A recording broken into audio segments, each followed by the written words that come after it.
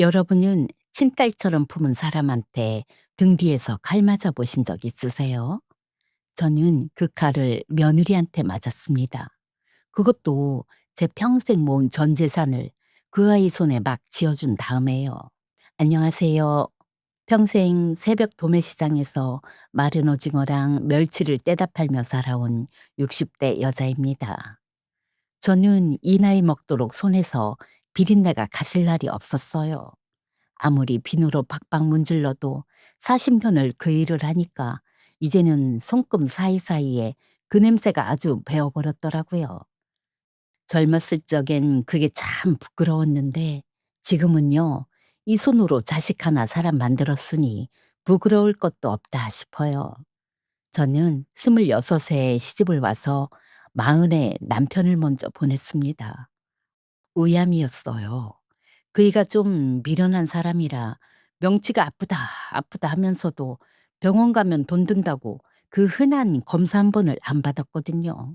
병원에 실려갔을 땐 이미 손 쓸 수가 없었어요. 마지막 가는 길에 제 손을 꼭 잡고 그러더라고요. 명호가 우리 준호 너만 믿는다. 그 한마디 남기고 갔어요. 그때 우리 준호가 초등학교 4학년이었습니다. 마음먹은 여자가 초등학생 아들 하나 데리고 세상에 덜렁 남으니까 눈앞이 캄캄하더라고요. 가진 거라곤 남편 병원비 내느라 진 빚하고 시장 기퉁이 자리 하나가 다였어요. 그래도 어떡합니까? 자식이 눈앞에 있는데. 다음 날 새벽부터 저는 도매시장에 나갔어요. 새벽 4시. 그 시간에 시장 나가보신 분들은 아실 거예요. 겨울엔 손이 곱아서 동전을 못 살 정도예요.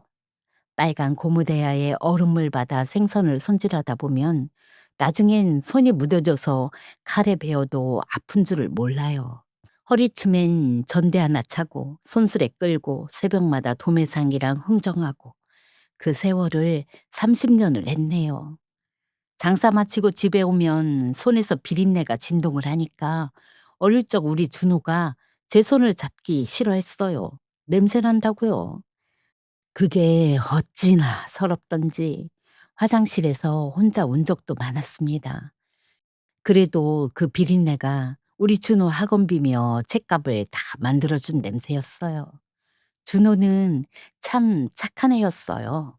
엄마 고생하는 걸 어린 마음에도 아는지 공부를 어찌나 악착같이 하던지요. 시장통 단칸방에서 백열등 하나 켜놓고 새벽까지 책을 붙들고 있더라고요. 제가 시장 나가려고 일어나면 걔는 그제야 책상에 엎드려 자고 있고요. 그렇게 공부한 우리 준호가 의대에 붙었습니다. 합격자 발표나던 날 준호가 시장으로 뛰어왔어요. 제가 마침 멸치 박스를 나르고 있었는데 멀리서 엄마 하고 부르더니 저를 와락 끌어안고 엉엉 우는 거예요. 엄마, 나 됐어. 나 의대 됐어. 이제 엄마 고생 안 시킬게. 저는 그 자리에서 멸치 박스를 끌어안고 같이 울었어요. 옆 가게 순자 언니가 그걸 보고 자식 농사 제대로 지었다면서 같이 울어주고 그날 시장 사람들이 죄다 와서 축하해 줬어요. 그렇게 우리 준호가 의사가 됐습니다. 큰 병원에 들어가서 번듯한 선생님이 됐어요. 저는 그거 하나로 됐다 싶었어요. 내 인생 다 보상받았다. 이제 죽어도 여한이 없다.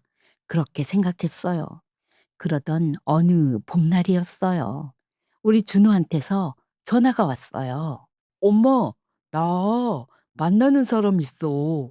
인사시켜 드리고 싶어. 연애 한 번 변변히 못 해보고 공부만 하고 일만 하던 그 애가 누군가를 데려오겠다니까. 저는 그저 설레기만 했어요. 어떤 사람일까? 우리 준호를 얼마나 아껴줄까? 밤새 그 생각뿐이었어요. 그 사람이 바로 세은이었습니다. 세은이를 처음 만난 건 어느 봄날 저녁이었어요. 준호가 잡은 식당에서 제가 먼저 가서 기다리고 있었죠. 솔직히 마음이 좀 떨렸어요.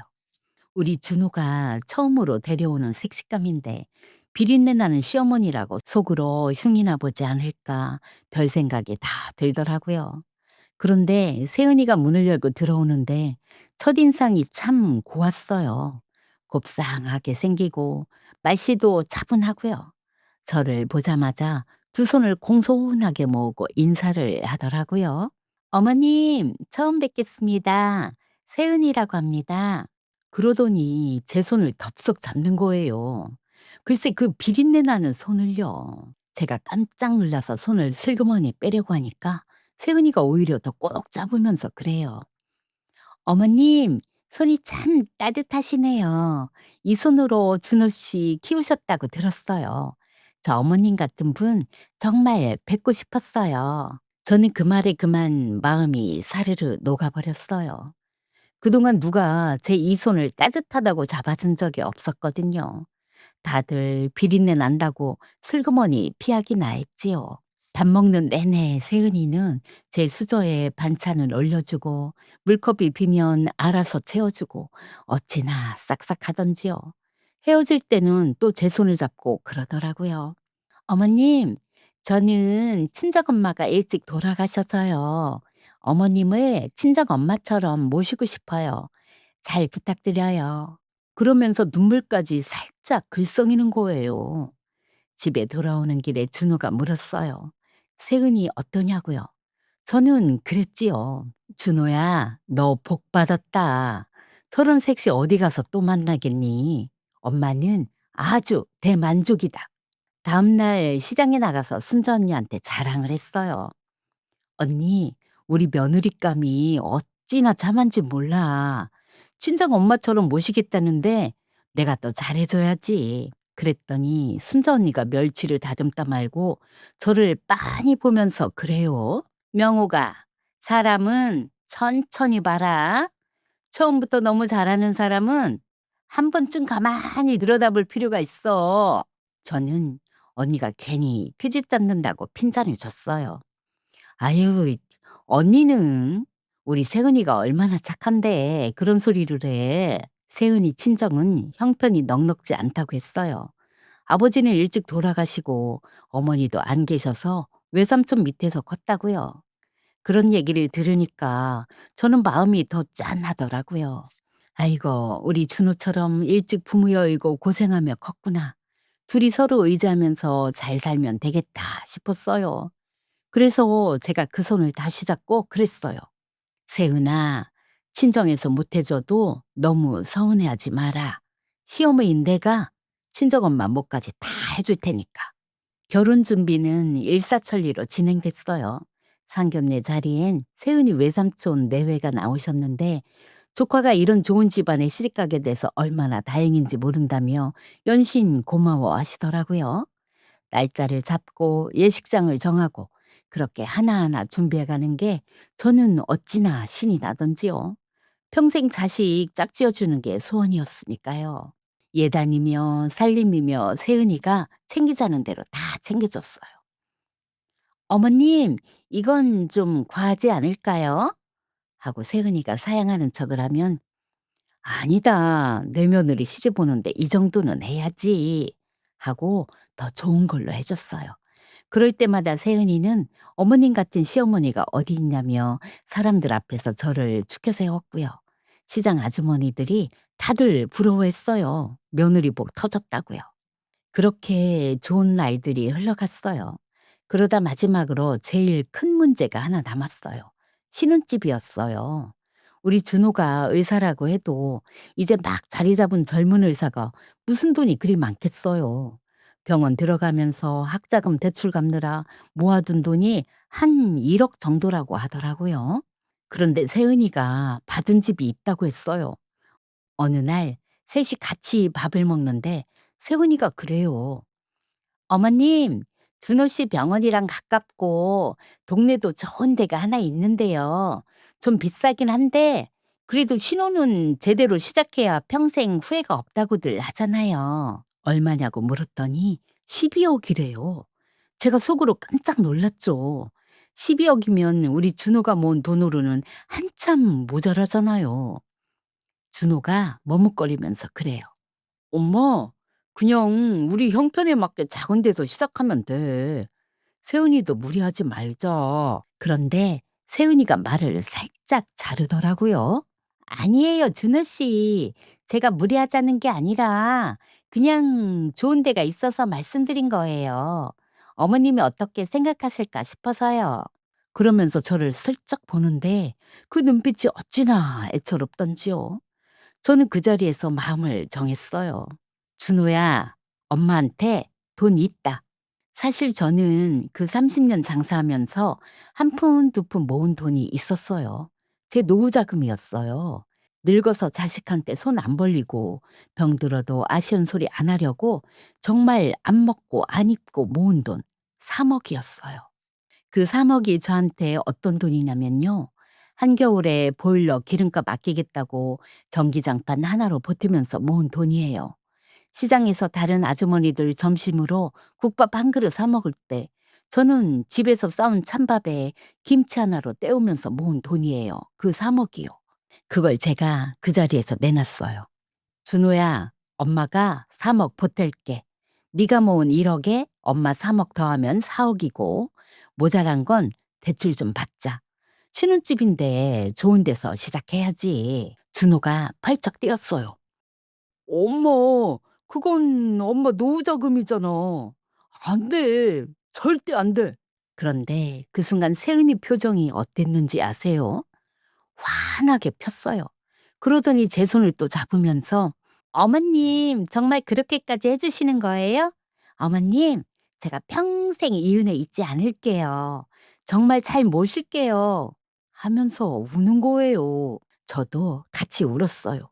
'아이고, 내가 정말 좋은 며느리를 얻었구나. 내 돈이 헛되이 가는 게 아니구나. 이 돈으로 우리 애들이 행복하게 살면 됐지.' 그렇게 생각하면서요. 그렇게 12억짜리 신혼집을 마련했어요. 제 통장은 텅 비었지만 마음은 그득했어요. 그런데 집 계약하던 날 세은이가 한 가지를 더 부탁하더라고요.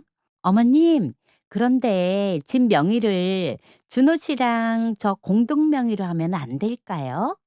요즘은 부부가 다들 그렇게 한대요." 저는 뭐 부부면 그런가 보다 했어요. 그런데 준호가 좀 망설이더라고요. "그건 나중에 천천히 생각하자." 세은이는 더 조르지 않았어요. 그냥 "알겠다." 하고 살짝 웃기만 하더라고요. 이사 들어가던 날은 참 좋았어요. 햇살이 잘 드는 거실에 새 가구가 들어오고 둘이 알콩달콩 짐 정리하는 걸 보면서 저는 거실 한 구석에서 그저 흐뭇하게 웃고 있었어요. 세은이가 그날도 제 손을 잡고 그러더라고요. "어머님, 자주 놀러 오세요. 여기가 어머님 집이기도 하잖아요." 저는 그 한마디가 어찌나 고맙던지요. 평생 비린내 나는 손으로 일한 보람이 그 말 한마디에 다 들어있는 것 같았어요. 그날 집에 돌아오는 길에 저는 빈 통장을 손에 쥐고도 세상을 다 가진 사람처럼 웃고 있었지요. 이사하고 한두 달은 정말 좋았어요. 세근이가 가끔 전화해서 안부도 묻고 김치 떨어졌다고 하면 제가 새벽 시장 일 끝나고 부랴부랴 담가서 갖다 주고요. 그런 재미로 살았어요. 자식한테 뭐라도 해줄 수 있다는 게 그게 그렇게 좋더라고요. 그런데 가만 보니까 언제부턴가 세은이한테서 전화가 뚝 끊기더라고요. 제가 전화를 하면 받긴 받는데 어쩐지 목소리에 영 성의가 없어요. "네, 어머님. 저 바빠서요. 나중에 통화해요." 하고 뚝 끊어 버리고요. 처음엔 그러려니 했어요. 신혼이니 둘이 바쁘겠지. 새댁이 적응하느라 정신없겠지 하고요. 그러다 추석이 됐어요. 명절이니까 저는 당연히 음식 준비를 도우러 갔죠. 새벽부터 장을 봐서 전 부칠 재료며 나물거리며 양손 가득 들고 갔어요. 그런데 제가 도착하니까 세은이가 아직 자고 있더라고요. 점심때가 다 됐는데요. 준호가 미안한지 그래요. "엄마, 세훈이가 어제 좀 늦게 자서 엄마 혼자 좀 시작하고 있어." 저는 뭐 젊은 사람이 그럴 수도 있지 했어요. 부엌에서 혼자 전을 부치고 있는데 한참 만에야 세은이가 일어나서 나오더라고요. 그런데 부엌으로는 들어오질 않아요. 소파에 앉아서 휴대폰만 들여다보고 있어요. 제가 좀 머쓱해서 "세은아 같이 좀 할까?" 했더니 세은이가 휴대폰에서 눈도 안 떼고 그래요. "어머님 음식은 너무 짜요. 건강에 안 좋은데." 그러면서 깨작깨작 먹더라고요. 비린내 나는 손으로 평생 자식 키운 시어미가 차린 밥상을 앞에 두고서요. 설거지도 제 몫이었어요. 제가 산더미 같은 그릇을 닦고 있는데 세은이가 준호를 데리고 안방으로 들어가더라고요. 그러더니 작게 말한다고 하는데 그릇 부딪히는 소리 사이로 그 말이 다 들려왔어요. "자기야, 어머님 좀 자주 안 오시게 하면 안 돼?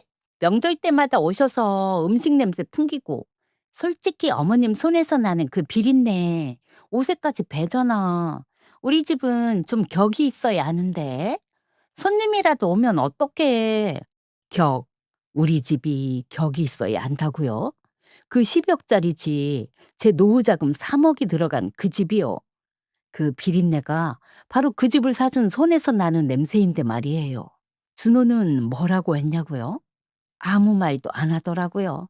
그냥 "알았어, 알았어." 하면서 새은이를 달래기만 했어요. 그 소리가 옛날 사람이라는 말보다 더 서럽더라고요. 저는 그날 설거지를 다 마치고 조용히 집을 나왔어요. 준호한테는 시장에 일이 좀 있어서 먼저 간다 하고요. 더 있다간 그 자리에서 눈물이 쏟아질 것 같았어요. 집에 오는 버스 안에서 저는 창밖만 내다보고 왔어요. 눈물이 자꾸 나는데 그걸 닦지도 못하겠더라고요. 손에서 비린내가 나서요. 그 비린내 나는 손으로 평생 그 아이를 키웠는데 말이에요. 그 추석 이후로 저는 가급적 그 집에 발길을 안 했어요. 괜히 가서 며느리 불편하게 하는 것도 미안하고 또 솔직히 제 마음이 좀 많이 다쳤거든요. 그래도 우리 준호 사는 집인데 안 가고 있으려니 그건 또 그것대로 속이 상하더라고요. 그렇게 한동안 조용히 지내는데 어느 날 세은이한테서 오랜만에 전화가 왔어요. 어찌나 반갑던지요. 받자마자 잘 지냈냐고 안부를 물었더니 세은이는 인사도 받는 둥 마는 둥 하더니 대뜸 본론을 꺼냈어요. "어머님, 다름이 아니라요. 어머님 그 가게 정리하실 생각 없으세요?" 저는 무슨 소린가 했어요. 가게를 정리하라니요? 그게 제 평생 밥줄인데 제가 멍하니 있으려니까 세은이가 그러더군요. "아니 그게요. 어머님이 그 비린내 나는 시장 일을 계속 하시니까 솔직히 준호 씨 체면도 좀 그렇잖아요.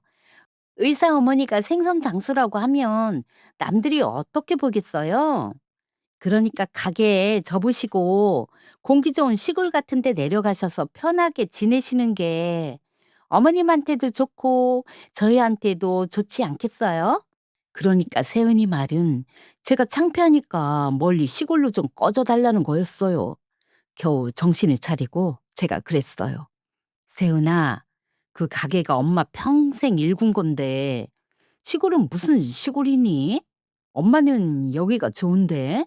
그랬더니 세은이가 어이없다는 듯이 피식 웃으면서 그래요. "어머님, 그러니까 제 말은요. 어차피 그 가게 해봤자 한 달에 얼마나 버시겠어요? 그리고 솔직히 어머님 연세도 있으신데 그 노후 자금이라고 갖고 계시던 거 어차피 나중에 다 저희 줄 거 아니에요? 가게 정리해서 나오는 보증금이랑 같이 미리 좀 정리하시고 내려가시면 저희가 다달이 용돈 챙겨 드릴게요. 그게 서로 깔끔하잖아요." 저는 또 한 번 말을 잃었어요. 그 노후자금 3억은 이미 신혼집에 다 들어갔는데 세은이는 그것도 모자라서 이제 제가 가게 정리하면 나올 그 보증금까지 다 가져갈 셈이었던 거예요. 그것도 마치 저를 끔찍이 우애하는 일인 것처럼 포장을 해서요. 제가 떨리는 목소리로 그랬어요. "세은아, 그 3억은 이미 너희 집에 다 넣었잖니. 엄마 이제 가진 거라곤." 그랬더니 세은이가 제 말을 딱 자르더라고요. "어머님, 그건 그거고요. 솔직히 자식 의사 만들어 놨으면 그 정도는 당연히 해 주는 거 아니에요? 그 노인네 돈 어차피 다 우리 거잖아요. 안 그래요?" 그 노인네. 저를 그렇게 부르더라고요. 친정 엄마처럼 모시겠다며 제 손을 잡고 오던 제 며느리가요. 전화를 끊고 저는 한참을 그 자리에 멍하니 앉아만 있었어요. 그러다 정신없이 시장으로 순자 언니한테 갔어요. 가게 평상에 앉아서 그동안 있었던 일을 다 털어놨어요. 얘기하다 보니 눈물이 나서 말을 제대로 잇질 못하겠더라고요. 순자 언니가 제 등을 쓸어주면서 그래요. 명호가 내가 처음에 뭐랬니? 처음에 그렇게 살갑던 애가 어쩐지 자꾸 마음에 걸리더라. 사람이 그렇게 손바닥 뒤집듯이 변할 땐 다 이유가 있는 법이야. 그러더니 언니가 정색을 하고 묻더라고요. 명호가 너 그 집 명의 어떻게 돼 있니? 제가 준호 단독 명의라고 했더니 언니가 그랬어요. 그래도 조심해라. 저런 애들은 어떻게든 그 명을 가져가려고 별수를 다 쓴다. 너 정신 똑바로 차려야 돼. 그날 밤 저는 한숨도 못 잤어요. 우리 준호는 이걸 알고 있을까? 세은이가 나한테 이런 말을 하는 걸 우리 준호도 알고 있을까? 설마 우리 준호까지 변한 건 아니겠지? 그 생각에 저는 밤새 천장만 올려다보며 뒤척였습니다. 그해 여름이 유난히 더웠어요. 장마가 끝나고 폭염이 시작되니까 가만히 앉아 있어도 등줄기에 땀이 줄줄 흐르더라고요. 시장에서도 생선이 금방 상해서 얼음을 평소에 2배는 갖다 부어야 했어요. 그러던 어느 날 준호한테서 전화가 왔어요.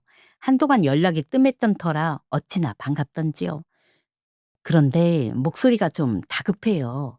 엄마, 안방 에어컨이 갑자기 고장났는데 내가 오늘 당직이라 집에 못 가. 세훈이도 친구 만나러 나갔고 수리기사님 오기로 했는데 집에 사람이 없어서 엄마가 잠깐 가서 문 좀 열어주고 기사님 좀 봐줄 수 있어? 저는 사실 그 집에 가기가 싫었어요.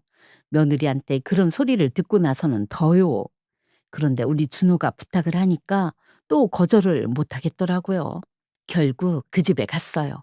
세은이는 없고 준호가 알려준 비밀번호를 누르고 들어가서 기사님을 기다렸어요. 잠시 후 기사님이 오시고 안방에서 에어컨을 뜯어서 수리를 시작하셨어요. 저는 거실 소파 한쪽에 가만히 앉아서 기다리고 있었죠. 제 돈이 3억이나 들어갔는데도 어쩐지 남의 집 같기만 한 그 집에서요. 그렇게 한참 작업을 하시는데 갑자기 현관문 열리는 소리가 났어요. 세은이가 들어온 거예요. 친구 만나러 나갔다더니 뭘 두고 갔는지 잠깐 들르는 모양이더라고요. 세은이는 거실에 제가 앉아 있는 걸 보더니 표정이 확 굳었어요. 어머님이 여기 웬일이세요? 제가 준우 부탁으로 에어컨 수리 때문에 왔다 했더니 세은이가 들으란 듯이 한숨을 푹 쉬더라고요. 아니, 그런 걸 왜 어머님을 부른대? 짜증나게. 그러더니 휴대폰을 들고 베란다 쪽으로 가서 누군가한테 전화를 걸더라고요. 세은이는 안방 에어컨 소리 때문에 제가 자기 통화를 못 듣는 줄 알았나 봐요.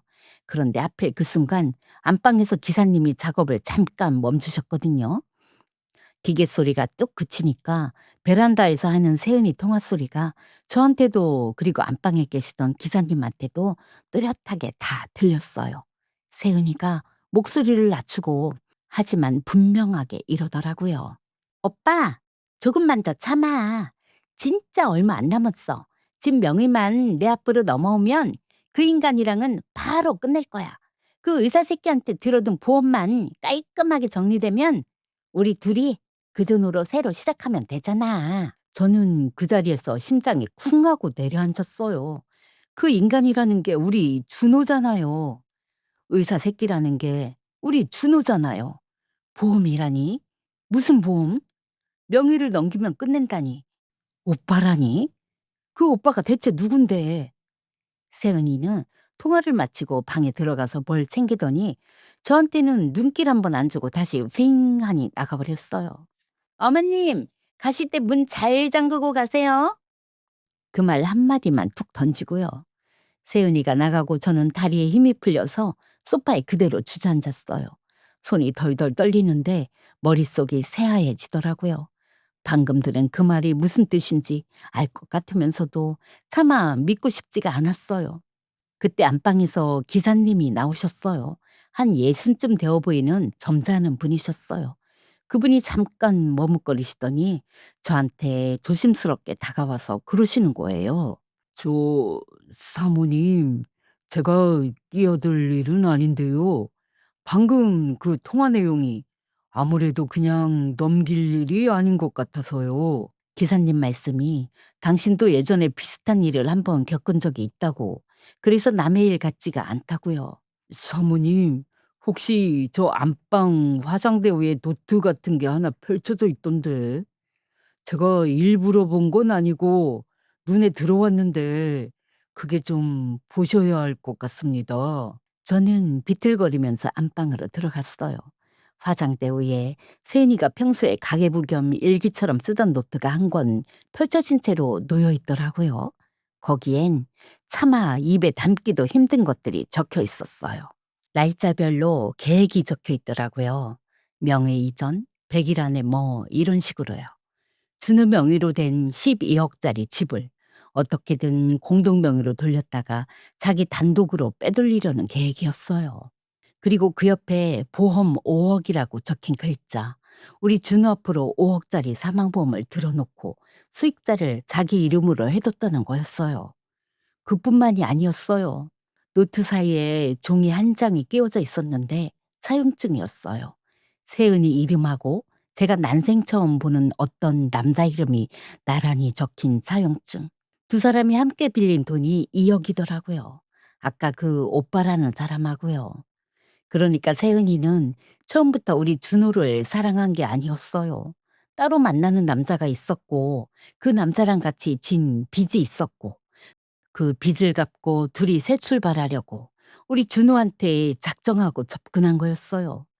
제 비린내 나는 손을 그렇게 따뜻하다고 잡아주던 그 모든 게 12억짜리 집하고 5억짜리 보험금을 노린 연기였던 거예요. 저는 그 노트를 손에 쥐고 한참을 떨고 서 있었어요. 그러다 정신이 번쩍 들더라고요. 울고 있을 때가 아니었어요. 이건 단순히 제가 며느리한테 배신당한 문제가 아니라 우리 준호 목숨이 걸린 일이었으니까요.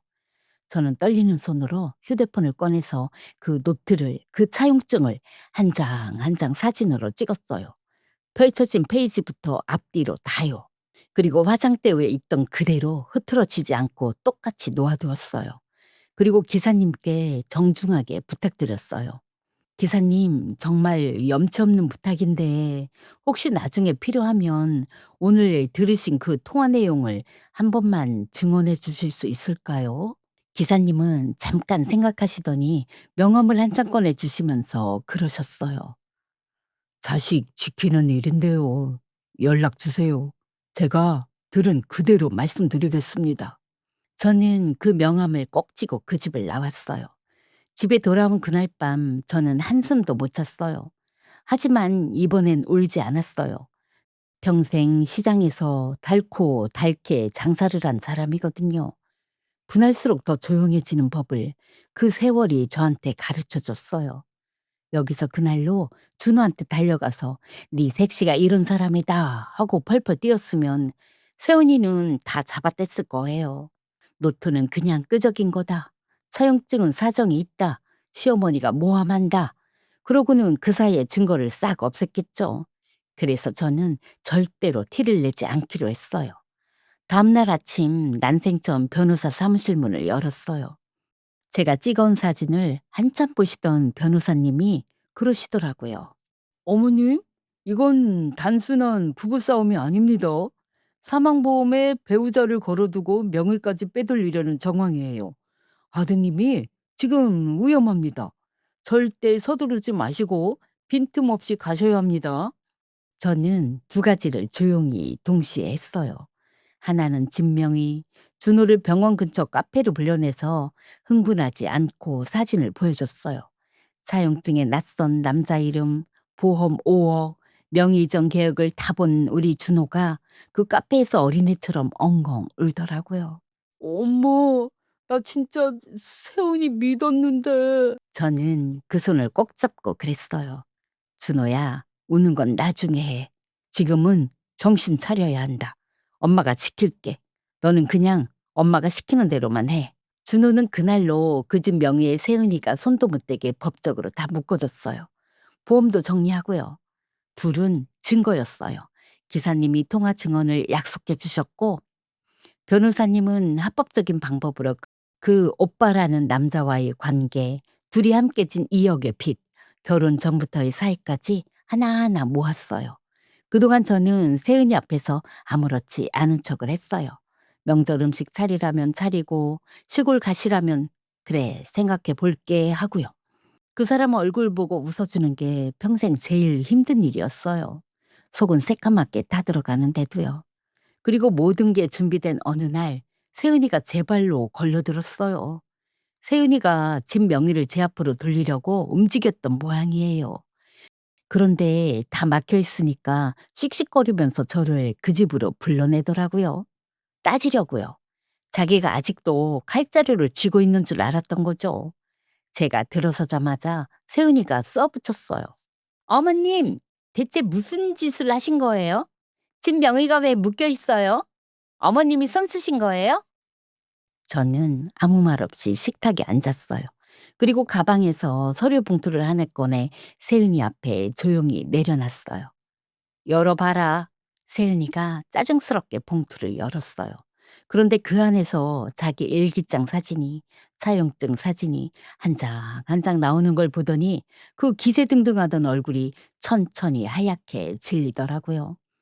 이거 어디서 났어요?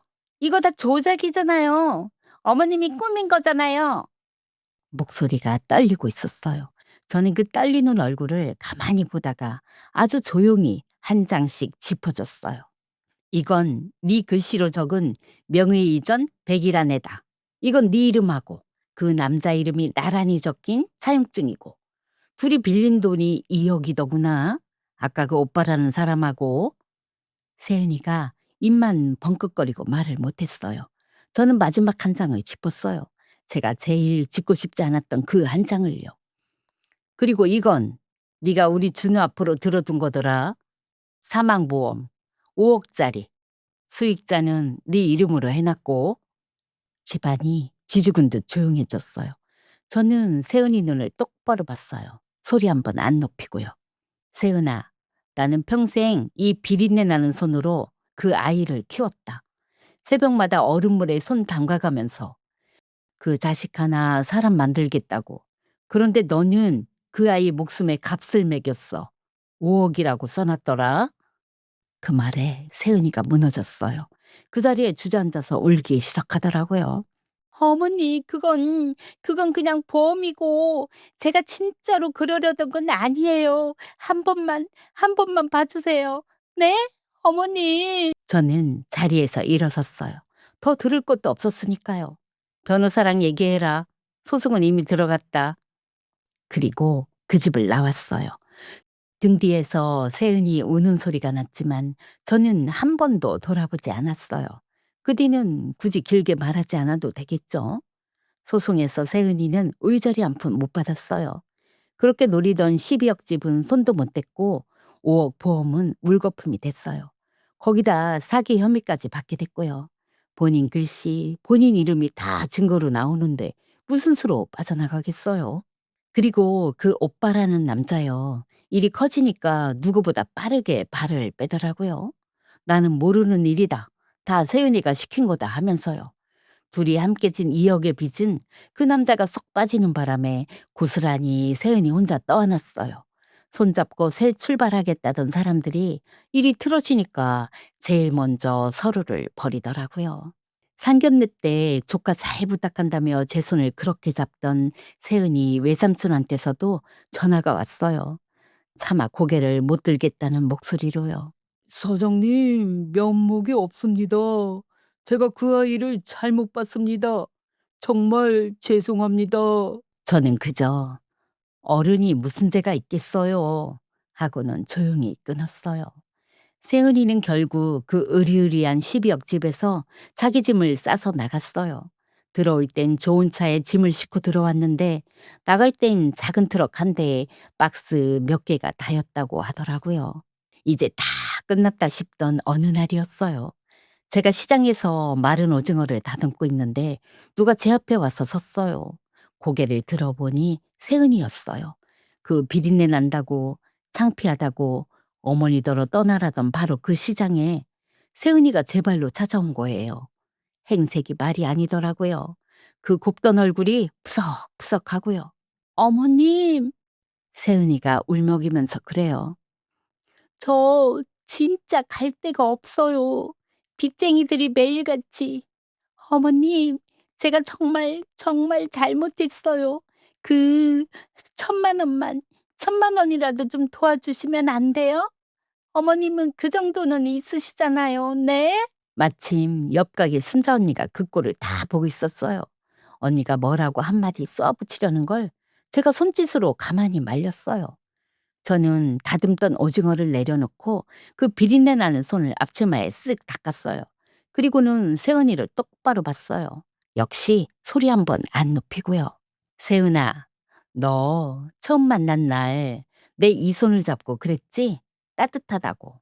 친정엄마처럼 모시겠다고. 세은이가 고개를 푹 숙였어요.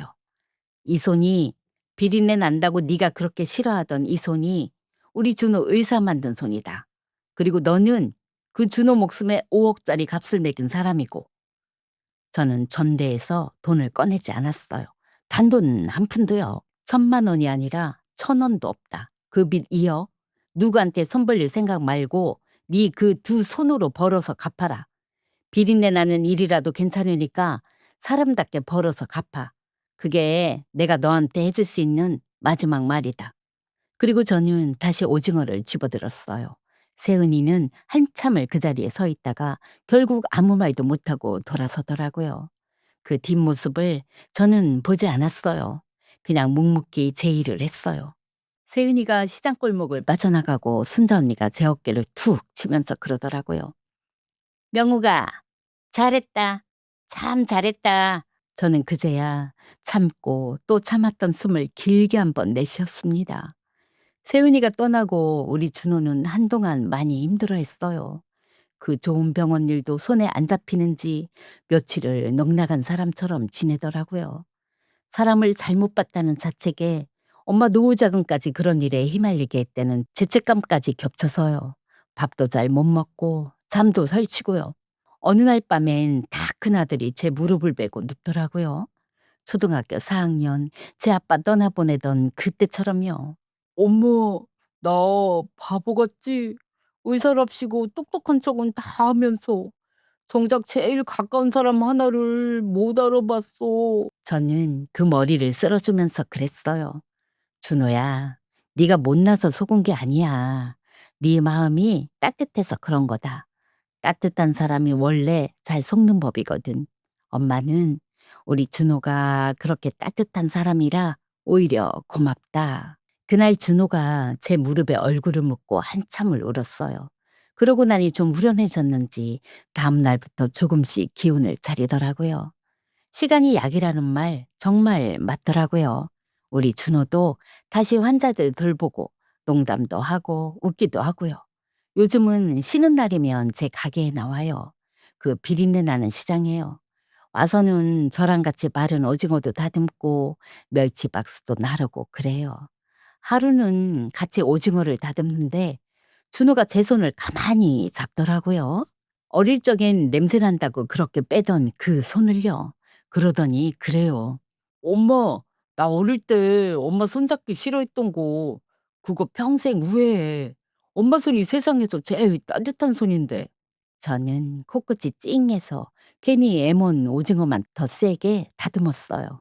그 노자금 3억이요. 신혼집은 우리 준호 단독 명의로 잘 지켜졌으니 그 집이 곧 그 돈이기도 한 셈이죠. 준호가 그래요. 엄마, 이 집은 엄마 거야. 엄마 돈으로 지킨 집이잖아. 엄마 이제 그 단칸방 나오고 여기서 나랑 같이 살자. 그래서 요즘은 한때 비린내 난다고 저를 밀어내던 그 집에서 모자가 같이 도란도란 살고 있어요. 가끔은 그 에어컨 기사님 생각도 나요.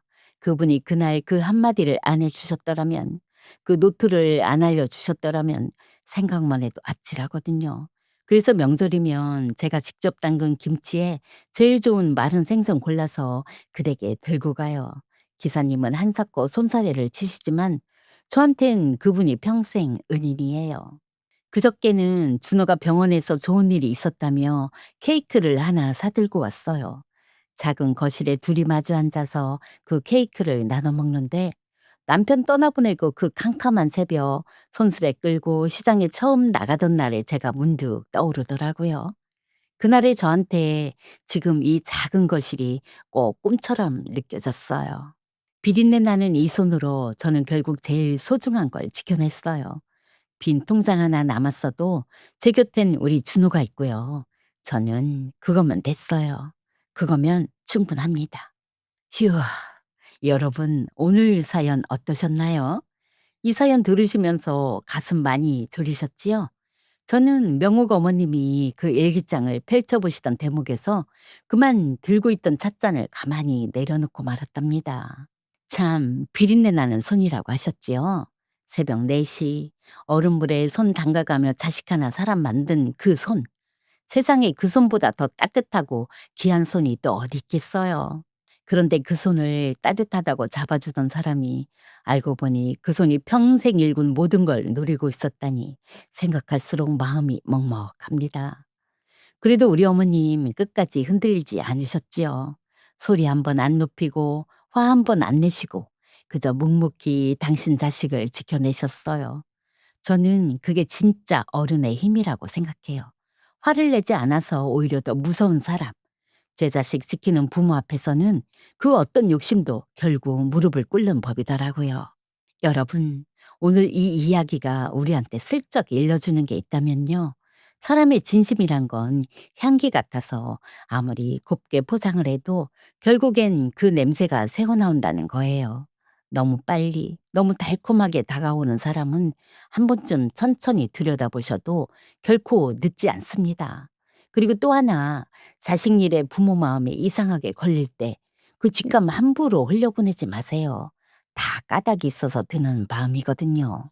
오늘 방송 듣고 계신 여러분 중에도 자식한테 다 퍼주고 정작 당신 마음 한구석은 허전하신 분들 분명 계실 거예요. 또 멀리 계신 부모님 생각에 가만히 눈시울 붉히신 분들도 계시겠지요. 그러시다면 오늘 밤 길게 말고 딱 한 통이면 돼요.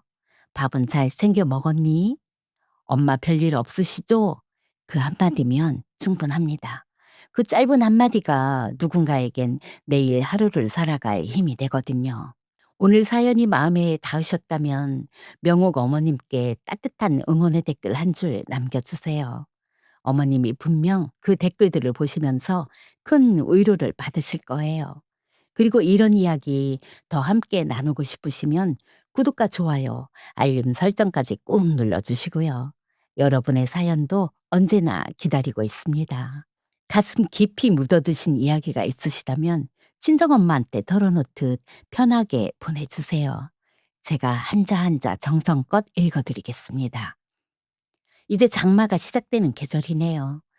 비 오는 날 미끄러운 길 조심하시고요. 무엇보다 여러분 자신을 제일 먼저 아끼고 사랑하면서 지내셔야 해요. 그럼 저는 또 다음 사연으로 여러분 곁에 살며시 찾아오겠습니다. 지금까지 여러분의 친정엄마였습니다. 오늘도 부디 평안하세요.